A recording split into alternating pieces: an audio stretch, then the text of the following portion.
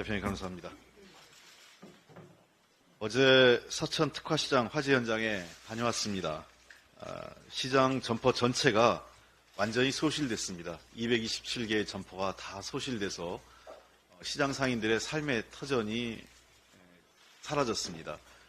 특히 안타까운 것은 단순히 이게 장사나 영업의 공간이 아니라 일부 오랫동안 그 현장에 계셨던 분들은 자신의 삶의 일부와 같은 삶의 현장이 사라졌다는 것에 대해서 매우 가슴 아프게 생각하셨습니다. 이 설날 대목을 눈앞에 두고 있어서 여러 가지 이 상품을 가득 채워놓은 상태에서 불이 났기 때문에 많은 재산상의 손실도 입으셨습니다. 특히 설날 대목 장사까지 포기할 상황이었기 때문에 어제 현장에서 많은 요구가 있었는데요. 첫 번째는 시장 상인들이 특히 설날 대목에 바로 장사 영업을 할 수 있도록 임시 공간을 마련해 달라는 요구가 있었습니다.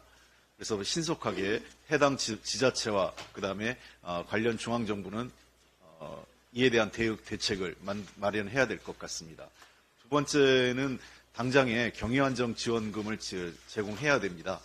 소상공인진흥재단에 경위안정 지원 자금이 있기 때문에 신속하게 지원해서 다시 영업을 할 수 있도록 도와드려야 되고요.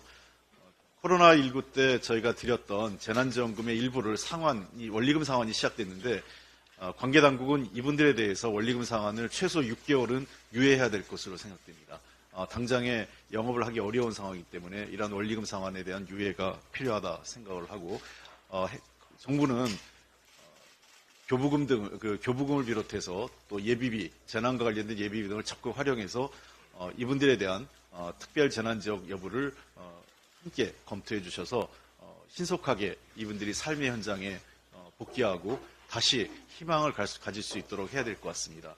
서천 특화시장은 단순히 시장이 아니라 관광형 시장으로 외부에서 많은 분들이 서천을 방문하는 이유이기도 합니다. 그래서 지역경제에 미치는 영향이 크기 때문에 임시 가건물을 신속히 복구해서 서천 특화시장이 정상적으로 가동됨으로써 지역경제도 정상화될 수 있도록 신속하고 빠른 복구 작업이 진행되어야 될 것 같습니다.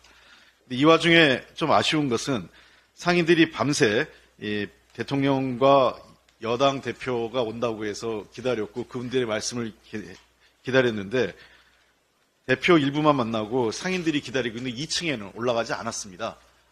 그리고 실제로 어제 대부분의 뉴스에서 화제가 된 것은 재난 현장에 가서 그분들 위로하는 모습보다는 갈등이 빚고 있는 대통령과 여당 비대위원장 간의 화해의 모습이 그 두 분의 투샷이 어제 메인 뉴스로 올라가는 것 자체가 아이러니합니다. 자신들의 권력 다툼에 대한 화해 현장을 재난의 현장을 그로 인한 장식품으로 사용한 것 아닌가 매우 유감스럽습니다.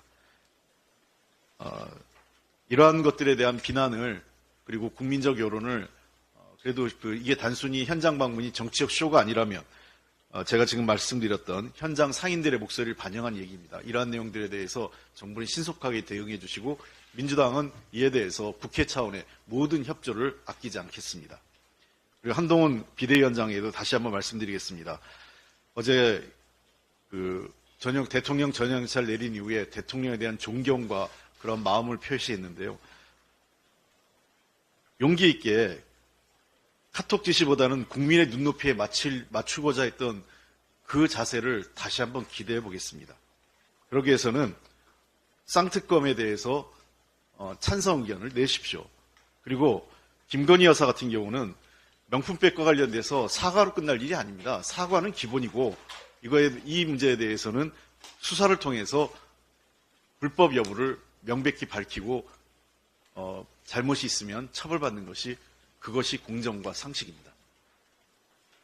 약속 대련이 아니라면 그리고 국민의 눈높이가 맞다면 한동훈 비대위원장은 카톡 지시 대신 다시 진짜 여당 비대위원장으로 국민의 눈높이에 맞춰주시기를 부탁드립니다.